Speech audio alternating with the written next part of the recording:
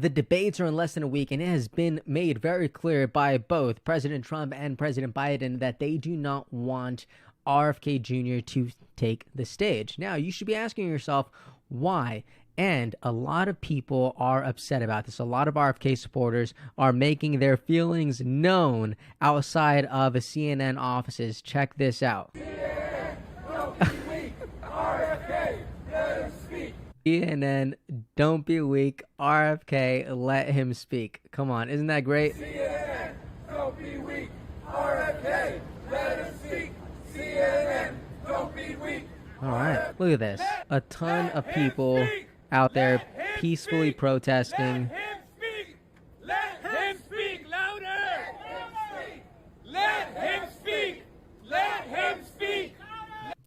If anyone has any question about whether or not this is absolutely corrupt to not let RFK Jr. speak, I just want to ease you a little bit. He should be on the stage, and the only reason he's not is because of both President Trump and President Biden. They are both afraid. RFK Jr. just posted this on X. He says, President Trump and President Biden don't agree on much, but they do agree on excluding me from the debate stage. He made a video about this. Let's watch it really quickly. It appears that both President Trump and President Biden are afraid to debate me, and their campaigns are colluding with CNN to keep me off the debating stage. I'm also going to show you some quick polling that explains exactly why Biden and Trump both don't want him there. It's remarkable. Robert F. Kennedy Jr., and I'm running as an independent candidate for President of the United States. The two other candidates don't agree on much, but they do agree about excluding me from that stage. That's why the Washington Post reported on May 17th that, quote, Biden's advisors quickly let it be known that they had not agreed to any terms that could include Kennedy. The Post also reported that, quote, one of the CNN producers on a Wednesday call with Trump aides had explained at the time that, quote, RFK Jr. will not be on the stage. See, that's an important note, because Trump's perspective, you know, we're going to see it in a video pretty soon, but Trump's perspective is that, oh, the radical lefts, they want Kennedy on the stage. I'm okay with it, but he doesn't mean it. Like, no, you're not okay with it. You clearly have something against it, because you know that if Kennedy is there, he will be making some very compelling arguments against you, and a lot of the people that are on the fence that are still going to be voting for you might actually convert to Kennedy 24. So don't act so righteous over here, all right? While I'm flattered to know that President Biden and President Trump are frightened by the prospect of debating me, shutting me out of that debate makes a mockery of democracy. It's not just about trying to silence me as a candidate. It's also an attempt to stifle the ideas that I represent that both of these candidates would rather not talk about. For example, the bloated $34 trillion national debt, which they both contributed to, the forever wars that they both support, the chronic disease epidemic that is debilitating our children and over which they presided. See, I think what frightens me about all this is that if the powers that be are able to keep Kennedy off the stage, what chance does any normal person have in this space of politics? And I know you're going to say, well, the office of presidency isn't supposed to be for anyone. And I'm going to push back and say, well, it should be for who the people want.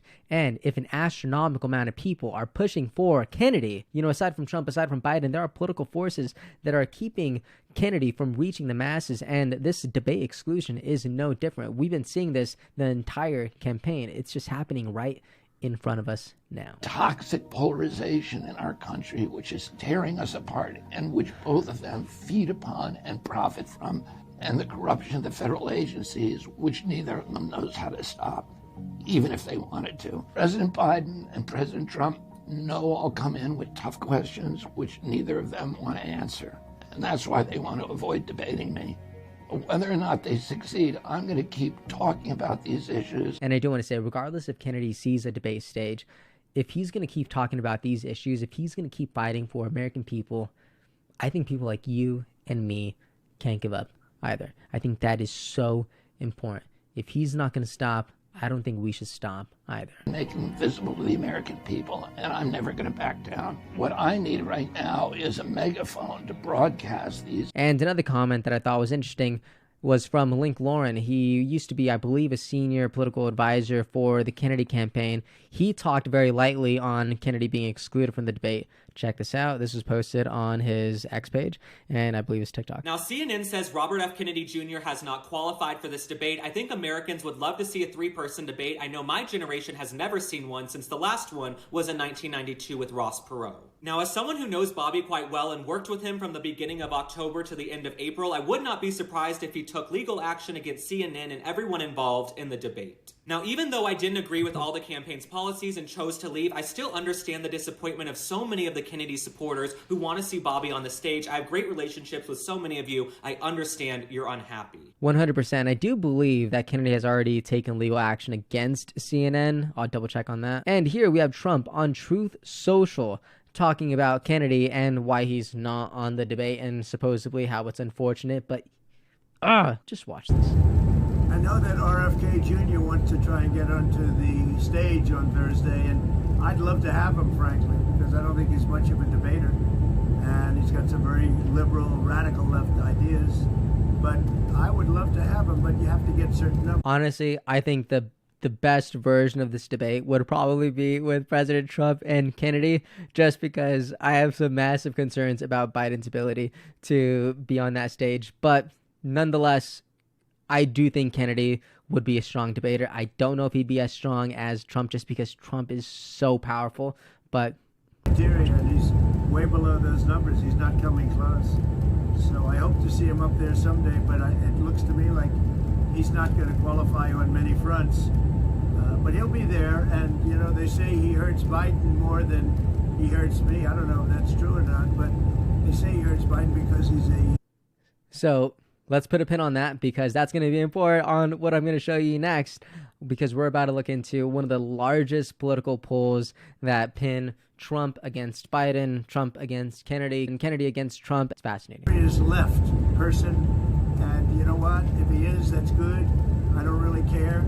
I'm going to Cleveland. It looks like we're doing great in Ohio. We're doing great in just about every state we're in. Every poll number that's coming in is looking good. We're leading just about every poll on a national basis, also on a swing state basis. And I look forward to Thursday night. It'll be great. And again, I saw RFK Jr., nice guy. I hope he can debate, because I really think it would be a good thing to have him up there. I'd love to have him up there, but you have to do better than 6 or 7 points, like by about triple.